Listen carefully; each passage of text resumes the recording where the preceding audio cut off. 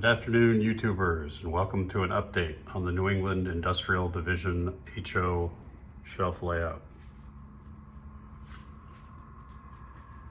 We'll start at this end where we have two small extensions. One is an extension off the main and the other is a siding for maintenance away cars, but it can also be used for interchange of cars that are coming off the Province and Worcester in that direction. This is the north end of the layout, where we have the ADM transload facility with 3 cars. We've got the Northeast distribution and cold storage, which takes in cold and frozen goods as well as non-frozen goods.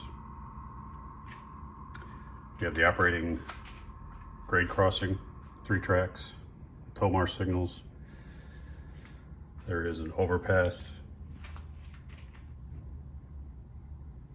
taco truck, one of my favorite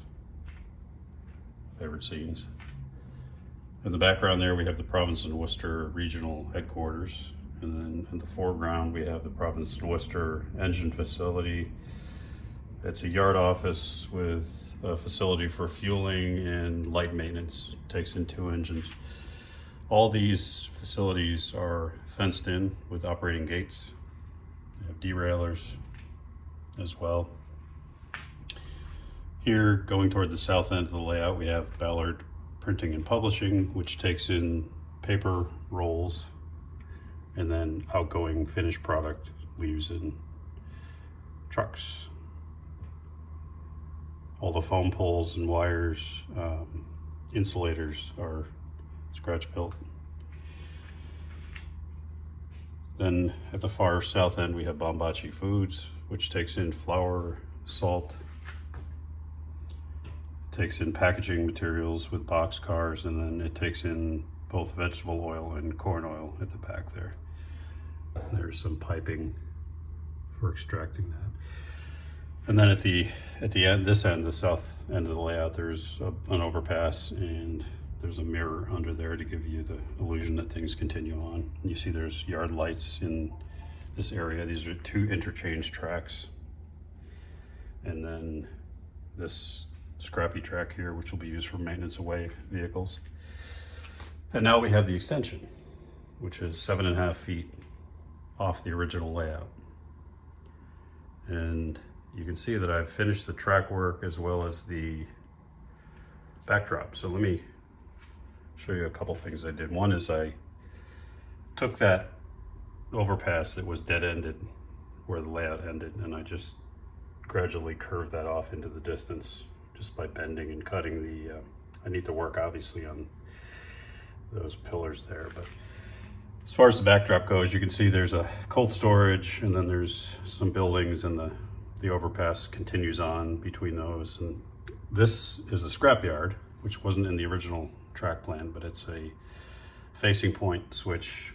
It has 2 cars. There's a scratch built yard office there, which needs some work. Not yard office, yeah, scrap yard office. And then they'll have a chicken coop, just because.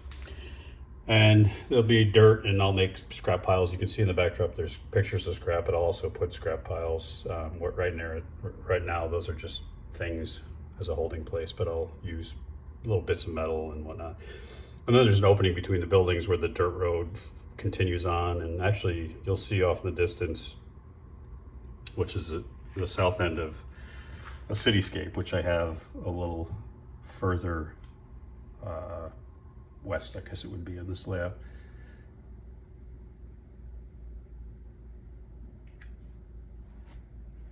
So here's some buildings. They're mostly all photographs.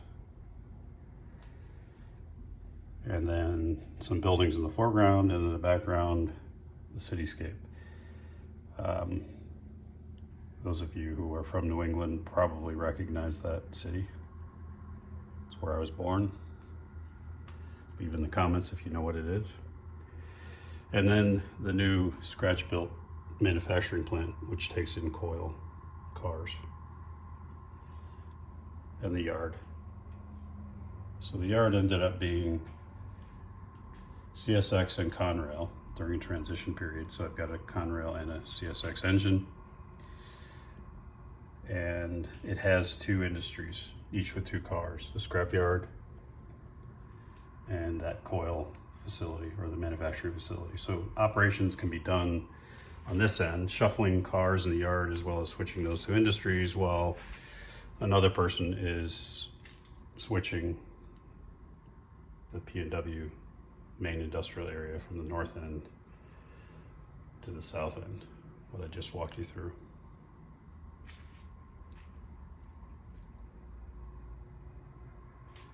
So this would be, let me think about that. North.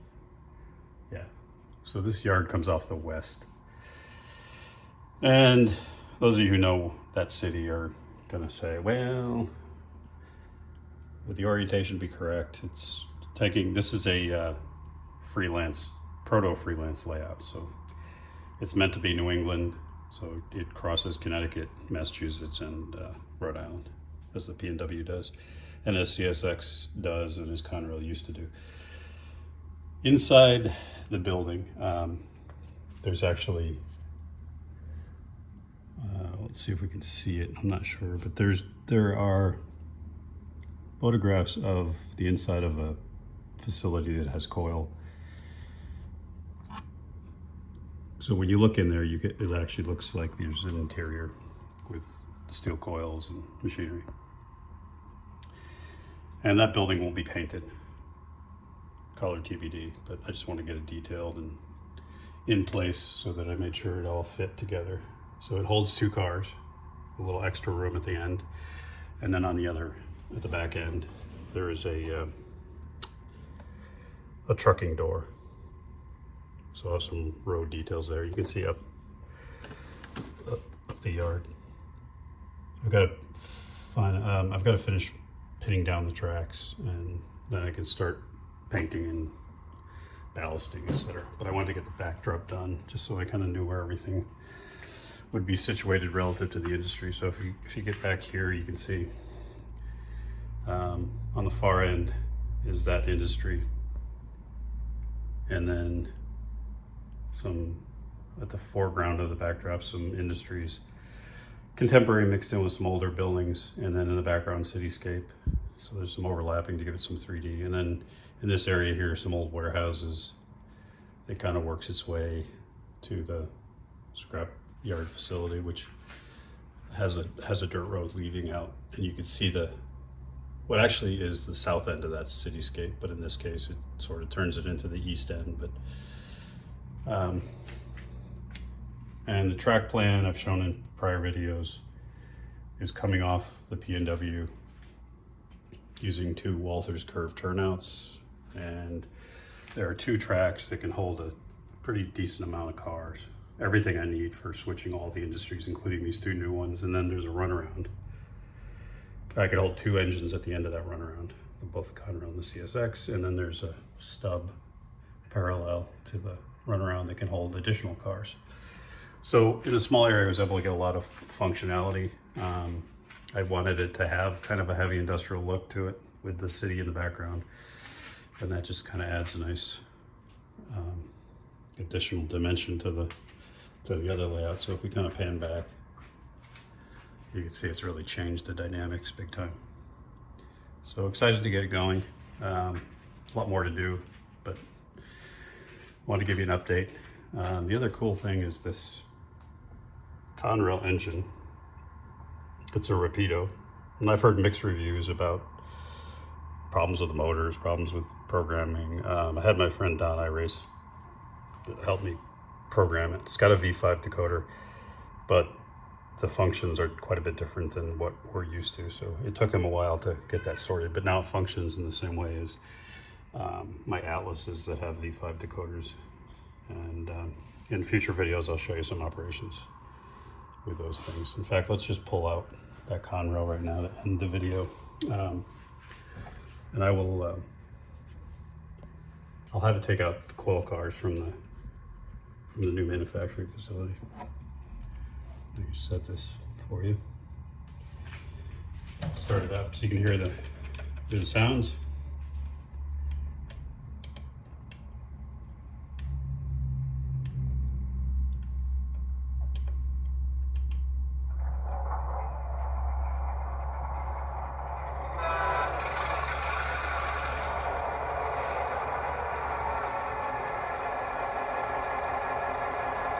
One of the cool things about this is it has red marker lights. It doesn't have ditch lights because this was transition era, so the CSX has ditch lights. They hadn't put them on the Conrail, this particular Conrail, so I didn't want to add those just for variability in the scene.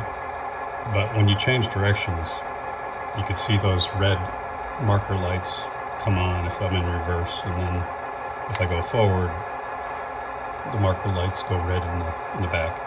That's kind of a neat feature. And also the gauges have lights on the inside, which is kind of cool on these Rapidos. Highly detailed. I would argue the Atlas is a better runner, but I'll give it more time to conclude that for sure. But anyway, here it comes with the coil cars.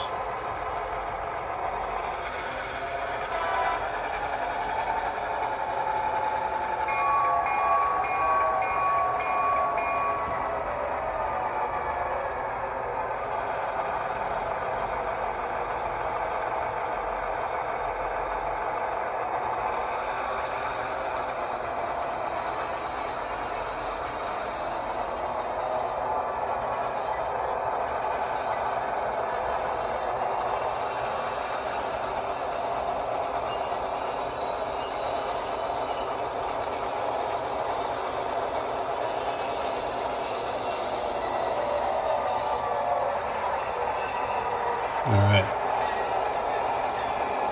that's it for now. More work to do on the track and detailing. Hopefully you enjoyed the update, and hopefully you like what you see as much as I do. The cat does. Have a good week. Cheers.